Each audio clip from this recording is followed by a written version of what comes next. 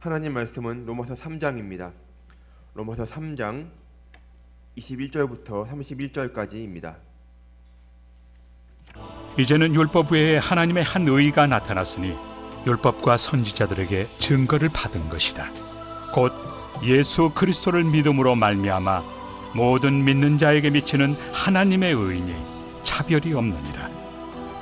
모든 사람이 죄를 범하였으며 하나님의 영광에 이르지 못하더니 그리스도 예수 안에 있는 속량으로 말미암아 하나님의 은혜로 값없이 의롭다 하심을 얻은 자 되었느니라.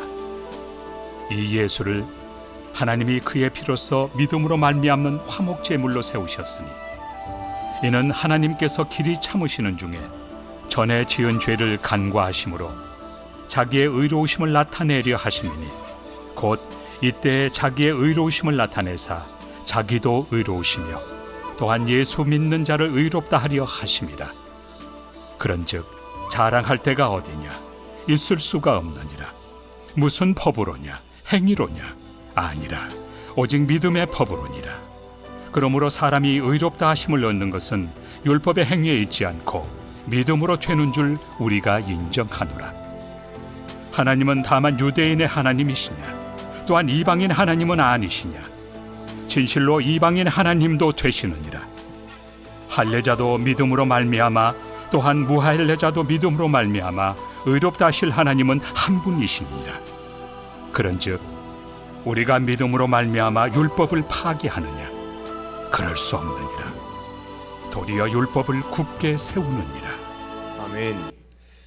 바울의 시대에 당시 상황은 온 세상이 죄 가운데 놓여 있음이었습니다. 온 세상이 죄 가운데 놓여 있었습니다. 온 세상이 죄로 충만하니 하늘 안에 있는 모든 사람들이 영향을 받았겠지요. 그래서 그들 또한 영적으로 어둡고 무지하게 됩니다. 이런 상황에 바울은 예수의 복음이 선포되고 그로 인해 새로운 전환점, 즉 터닝 포인트가 올 것이다 라고 주장하고 있습니다.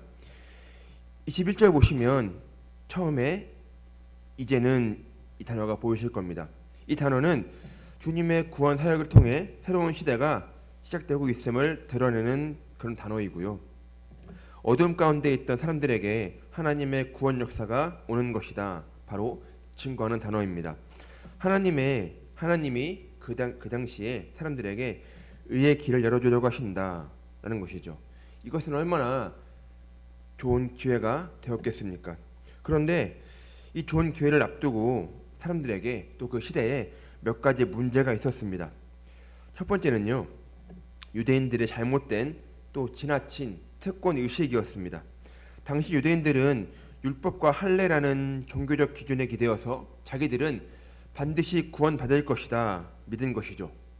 율법도 할례도 그 자체로는 너무나 소중하고 좋은 것이지만 당시 유대인들이 이것들을 잘못 활용함으로써 그 율법과 할례가 변절되었습니다.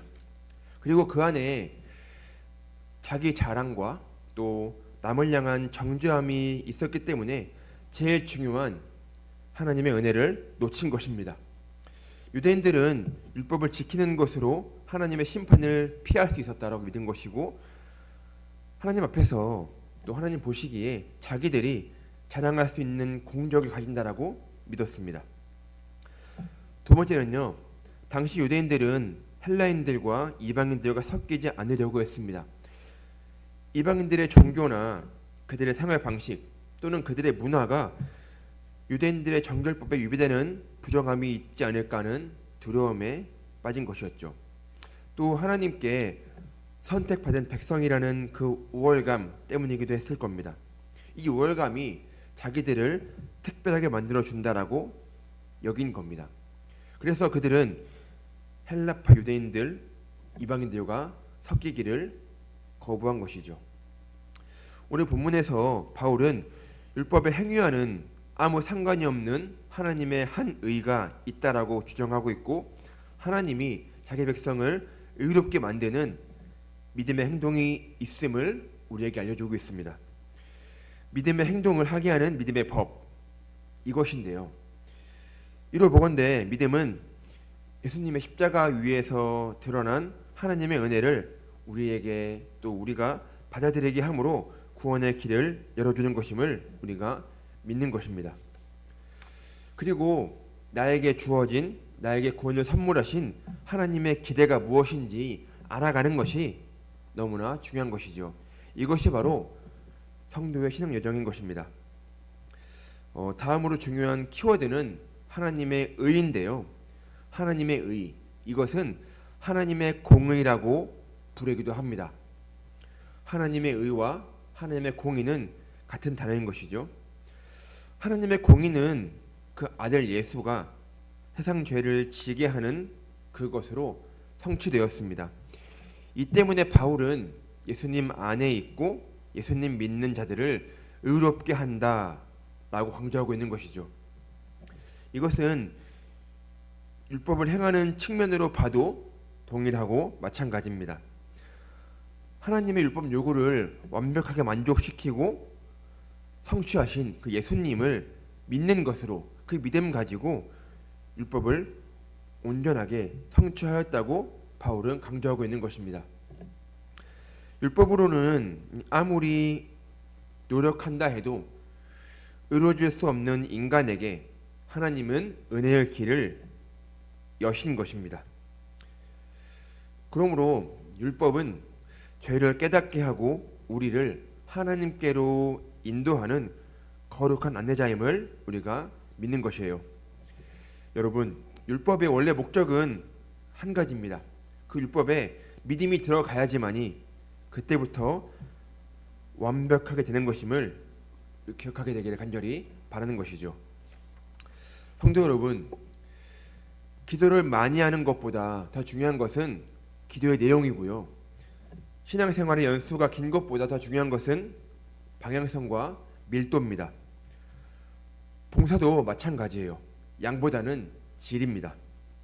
그러므로 이 기도를 많이 하는 사람일수록, 신앙생활의 연수가 긴 사람일수록, 봉사를 많이 하는 사람일수록 종교성을 내세우고 또 열심을 잘못 잡고 자기 스스로 나는 의롭다 여기고 또 그것 때문에 다른 사람들의 신앙과 삶의 방식을 인정하지 않는 모습이 나올 수가 있는 겁니다. 이렇게 되면 우리는 현대판 바리새인이 되는 것이기 때문에 충분히 경계하고 조심해야 되는 것입니다. 또 이런 종류의 사람도 있겠죠.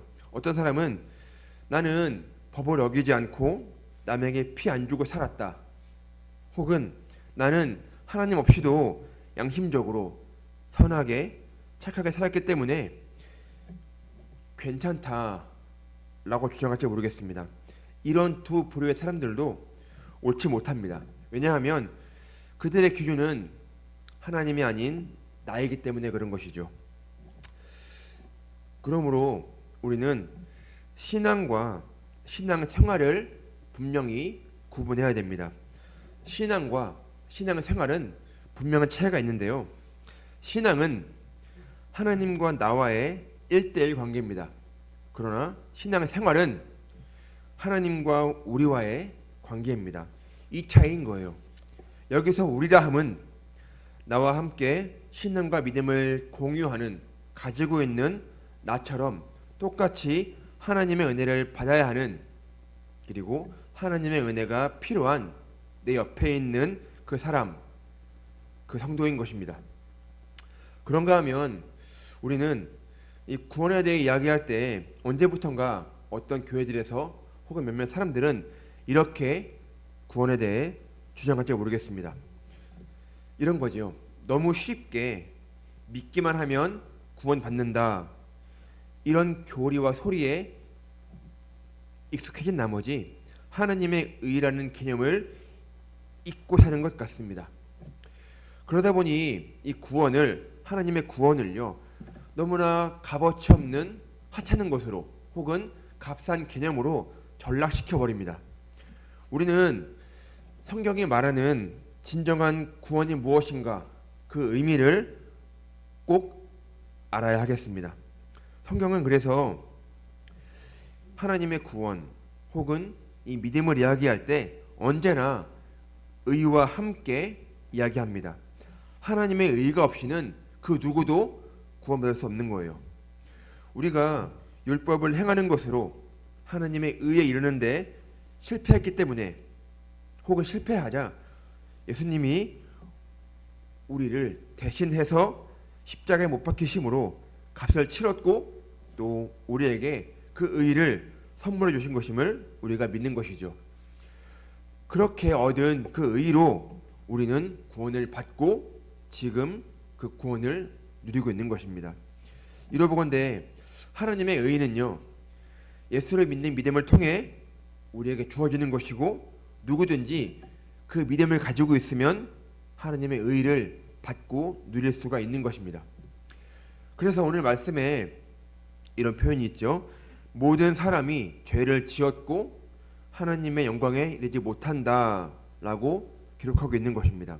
이 말은 어떻게 보면 무서운 표현이지만 동시에 어떤 죄인도 구원받을 수 있다라고 하는 예수 복음의 시작이기도 합니다.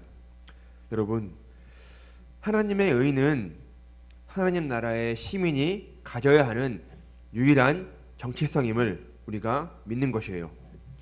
이 큰 분명한 정체성 아래 다양한 사람이 같은 믿음으로, 같은 마음으로 함께 모여서 차별과 편견 없이 살아가는 것, 이것이 예수 복음 안에 있는 하나님 나라의 모습입니다.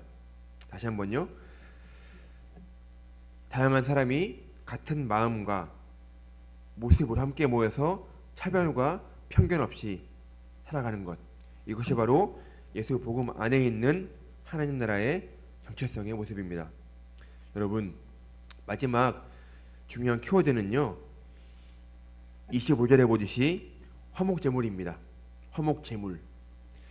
이것은 하나님이 아들 예수를 화목제물로 세운 것을 말하는 것인데요, 당시에 구약시대의 제사장들은 1년에 한 번 지성소에 들어가서 지성소 안에서 모든 백성을 위한 그 피를, 동물의 피를 사방에 뿌렸습니다. 그러나 예수님은 단 한 번 이 자기의 피를 들이심으로 하나님과 우리 사이를 이어주는 중보자가 되신 것입니다. 이것은 단절이 아닌 연결이고 이어짐입니다.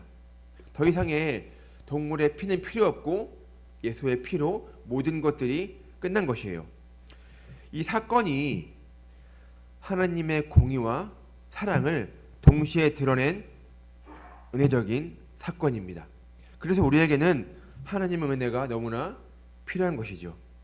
여러분, 오늘 말씀을 정리하겠습니다. 유대인들은 율법을 소유하고 할례를 행함으로 하나님께 의롭다 그렇게 믿었겠지만 이에 대해 바울은 그것이 아니고 모든 사람은 율법도 할례도 아닌 오직 믿음으로만 하나님 앞에 의롭다고 인정받는다고 주장했던 것입니다. 그리고 율법의 의는 죄를 깨닫게 하며 모든 사람을 정죄에 이르게 하지만 예수를 통해 드러난 하나님의 의는 예수를 믿는 모든 사람을 의에 이르게 하고 또 믿는 자가 받게 되는 그 의는 죄인조차 의롭다 하시는 하나님의 무죄 선언임을 강조하고 있는 것이고요.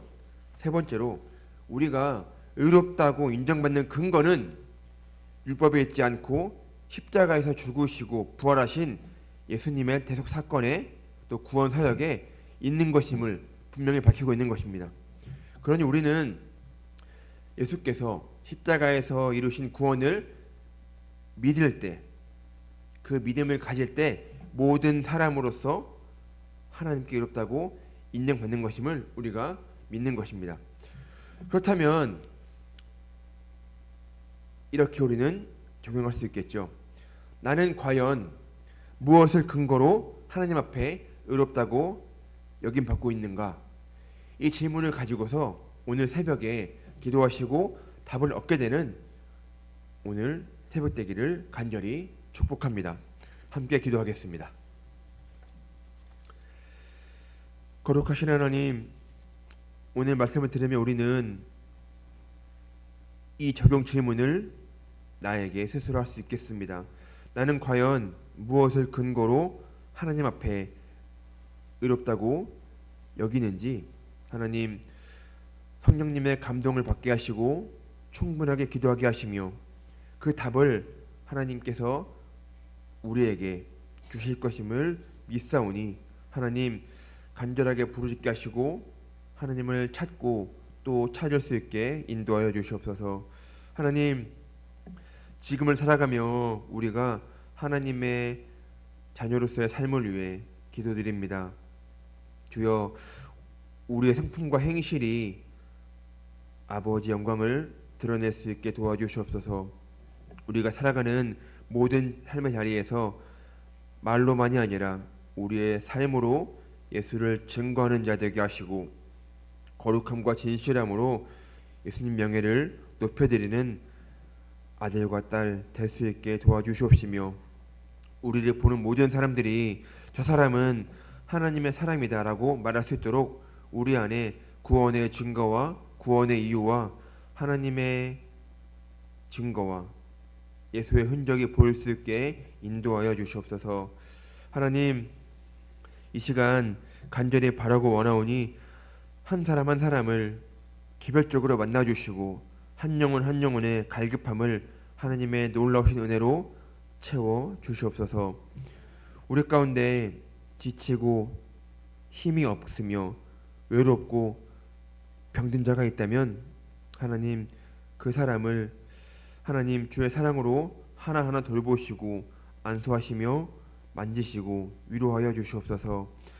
하나님, 오늘도 우리 신월제일의 모든 성도들을, 모든 교우들을 인도하시고 그들을 지키셔서 어느 곳에서 무엇을 하든지 한 영혼 한 영혼을 보호하시고 지켜주시옵소서. 특히 병중에 있는 모든 환우들을 하나님 기억하시고 그들의 간절한 기도를 들어주시고 치료하여 주시옵소서. 슬픔 당한 가정과 또 그들의 경제적인 어려움을 하나님 외면치 마시고 그 가정과 개인을 신방하사 손잡아 주시고 용기를 주시옵소서. 우리 모든 성도들의 가정과 일터에 평안을 허락하여 주시옵소서. 감사드리며 예수님 이름으로 기도드립니다. 아멘.